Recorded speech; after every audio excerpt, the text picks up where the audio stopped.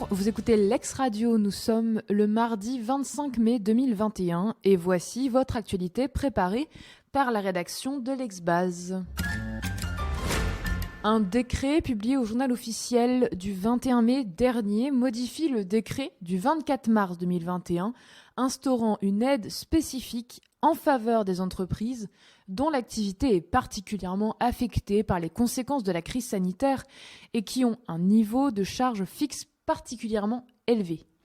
Le chapitre premier, dénommé aide coût fixe, qui concerne l'aide coût fixe originale, comprend désormais une option pour apprécier les critères d'éligibilité entre une maille bimestrielle existante et une maille mensuelle nouvelle à compter de la deuxième période éligible, soit mars 2021,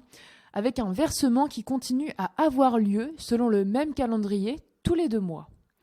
Un deuxième chapitre dénommé aide coût fixe saisonnalité est créé dans ce décret. L'aide peut être calculée sur une période de 6 mois, tant pour la perte de 50% que pour le calcul de l'EBE coût fixe. L'aide coût fixe groupe fait l'objet d'un 3e chapitre. Sont seuls éligibles à cette aide les groupes qui saturent les montants maximum d'aide versés au titre du décret du 30 mars 2020 relatif au fonds de solidarité ou au titre des aides temporaires de 1,8 million d'euros. Le décret prolonge les délais de dépôt de demande portés à 45 jours pour chaque période éligible et à l'expiration de la période éligible semestrielle. Pour plus d'informations sur ce texte, je vous invite à lire la brève de Vincent Téchenet, publiée au quotidien de ce jour, dont vous pouvez retrouver le lien direct dans la description. L'utilisation de l'emblème national sur les documents de propagande électorale ne doit pas constituer un moyen de pression qui serait susceptible d'altérer la sincérité du scrutin. La circulaire d'une liste candidate aux élections municipales comportait dans son coin supérieur gauche, en cartouche, un logo de forme carrée revêtu de la mention « Élections municipales 2020 » reproduisant un profil de Marianne sur fond bleu, en tout point identique à la marque de l'État et faisant apparaître dans son coin supérieur droit une portion de forme triangulaire du drapeau tricolore. L'insertion de ce logo sur la circulaire électorale caractérise, en dépit de sa petite taille et des dimensions réduites du drapeau tricolore ainsi représenté, une utilisation de l'emblème national prohibée par les dispositions de l'article R 27 du Code électoral. Si en matière électorale l'interdiction de l'emblème national ne concerne que les affiches et circulaires, néanmoins, l'utilisation des 3 couleurs nationales sur les autres documents de propagande électorale ne doit pas constituer un moyen de pression qui serait susceptible d'altérer la sincérité du scrutin, comme le rappelle le Conseil d'État dans sa décision du 19 mai dernier. Il est possible de demander l'annulation des élections professionnelles avant qu'elles n'aient eu lieu. Dans cette affaire, un syndicat de gérants non salariés avait saisi le tribunal d'instance le 13 mai 2019 de demandes tendant à l'annulation du protocole préélectoral conclu le 16 avril 2019,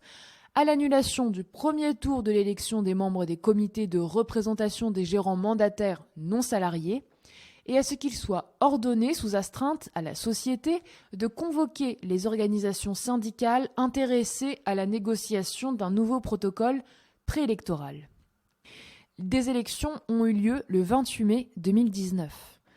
Pour déclarer irrecevable la demande d'annulation des élections professionnelles qui se sont donc tenues en application du protocole d'accord préélectoral contesté, le tribunal d'instance relevait que le délai pour contester la régularité de cette élection avait commencé à courir à compter du 29 mai 2019 et que le syndicat, qui avait sollicité l'annulation de l'élection dans la déclaration au greffe du 13 mai 2019, alors que le délai pour une telle contestation n'était pas encore ouvert, n'avait pas formé de demande d'annulation des élections entre le 29 mai et le 13 juin de cette année 2019. Et dans sa décision du 12 mai 2021, la Chambre sociale casse et annule le jugement du tribunal d'instance qui a violé l'article R 2314-24 du Code du travail en statuant comme il l'a fait. Il résulte de cet article, dans sa rédaction applicable au litige, qui prévoit que lorsque la contestation porte sur la régularité de l'élection ou sur la désignation de représentants syndicaux. La déclaration n'est recevable que si elle est faite dans les 15 jours suivant cette élection ou cette désignation. Que celui qui saisit le tribunal d'instance avant les élections d'une demande d'annulation du protocole préélectoral est recevable à demander l'annulation des élections à venir en conséquence de l'annulation du protocole préélectoral sollicité. L'acte intitulé « Garantie autonome paiement à terme » ne constitue pas un cautionnement bancaire irrévocable au sens de l'article R 322-41 du Code de procédure civile d'exécution. Dans cette affaire, à la suite du placement en liquidation judiciaire d'une société, un juge commissaire avait autorisé la vente par adjudication de plusieurs lots d'un ensemble immobilier ainsi qu'une partie d'immeubles à usage industriel. Durant l'audience d'adjudication, l'avocat des liquidateurs avait soulevé la nullité de la dernière enchère portée par une société au motif que la garantie produite n'était pas conforme aux exigences de l'article R 322-41 du Code des procédures civiles d'exécution. Il ressort du jugement rendu le même jour que le juge de l'exécution avait prononcé l'annulation de la dernière enchère de la société et constaté la nullité de son adjudication, et enfin qu'il avait adjugé les biens au profit d'une autre société. La demanderesse faisait grief à l'arrêt d'avoir confirmé le jugement rendu par le juge de l'exécution, annulant l'enchère à son profit et constatant en conséquence la nullité de l'adjudication, et enfin, sur des nouvelles enchères, d'avoir adjugé le bien au dernier enchérisseur le plus offrant et de l'avoir condamné au paiement de la somme de 5 000 € au titre de l'article 7000 du Code de procédure civile et aux dépens d'appel. Et dans sa décision du 20 mai 2021, la deuxième chambre civile de la Cour de cassation vient préciser qu'un acte intitulé « Garantie autonome paiement à terme » ne constitue pas un cautionnement bancaire irrévocable et ne peut être produit comme garantie bancaire par l'enchérisseur au titre de l'article R 322-41